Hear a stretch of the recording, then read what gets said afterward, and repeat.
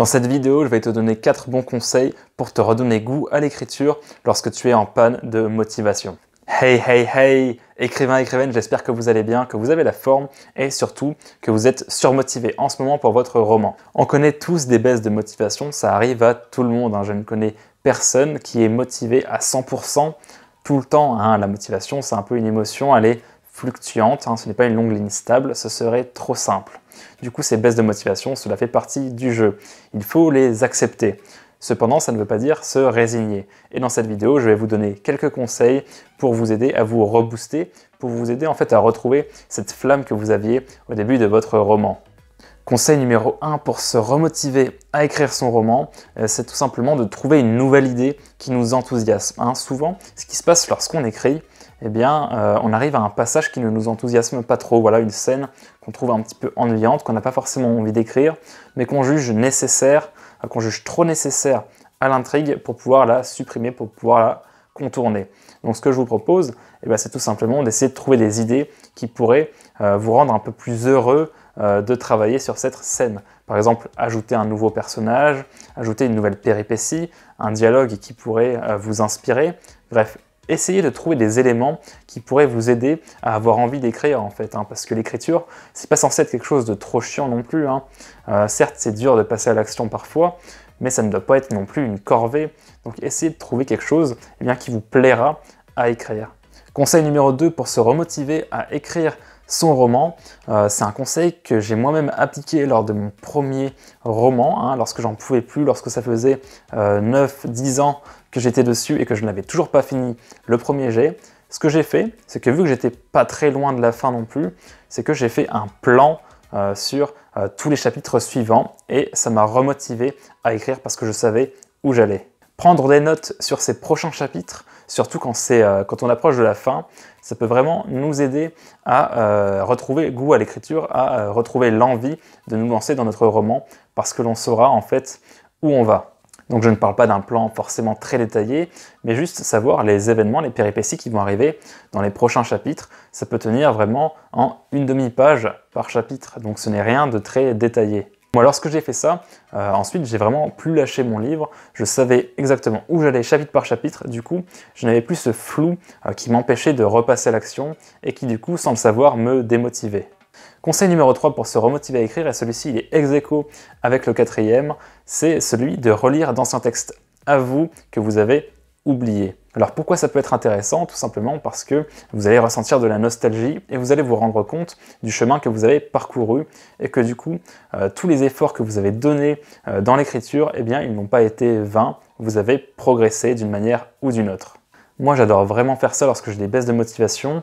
Ça me permet vraiment de me rendre compte de ce que j'ai accompli et aussi ça me divertit un petit peu dans un second temps parce que j'avais oublié ces textes et du coup, je les lirai comme s'il s'agissait de textes d'autres auteurs.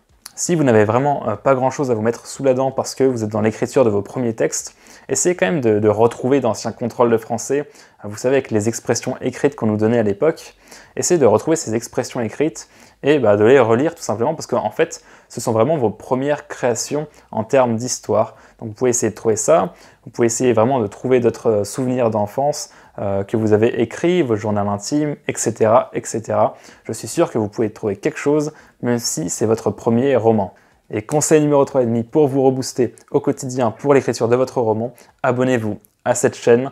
Vous trouverez du contenu tous les soirs à 18 h en ce moment sur l'inspiration, sur comment trouver des idées, sur comment être motivé pour terminer son roman. Donc n'hésitez pas, ça peut beaucoup vous aider, ça a été prouvé. C'est pas vrai, mais abonnez-vous quand même. Conseil numéro 4, mon favori, c'est de relire d'anciens avis positifs que vous avez reçus sur vos œuvres. Alors peut-être que vous n'avez jamais encore reçu d'avis parce que vous n'avez rien posté, par exemple sur des sites, sur des forums, ou que vous n'avez jamais partagé vos écrits à qui que ce soit.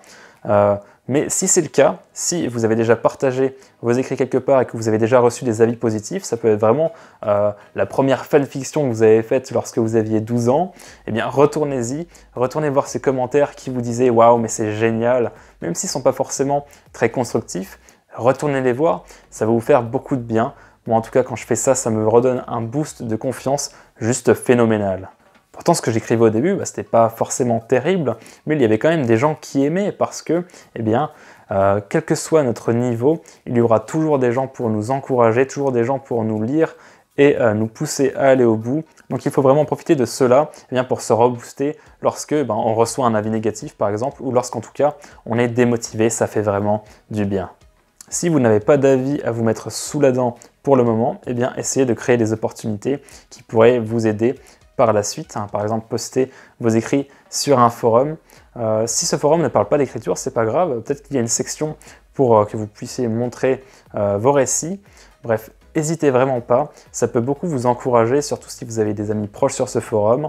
Sinon, ce que vous pouvez faire si vous n'êtes pas inscrit sur un forum, et ce qui est très bien également, ce qui est même mieux, c'est de montrer vos chapitres à vos amis, montrer vos chapitres à votre famille, pour tout simplement voir ce qu'ils en pensent, pour qu'ils puissent vous donner des bons conseils et aussi vous remotiver. Ne montrez pas votre récit à quelqu'un qui n'est pas digne de confiance. Vous risquez d'être découragé, au contraire.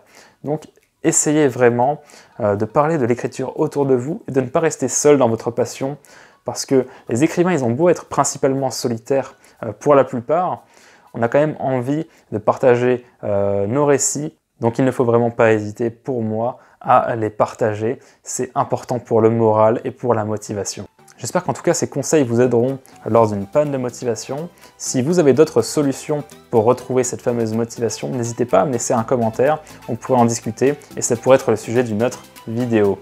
Voilà, maintenant j'ai plus qu'à vous souhaiter une excellente journée, bossez bien et surtout ne lâchez rien. Allez, ciao!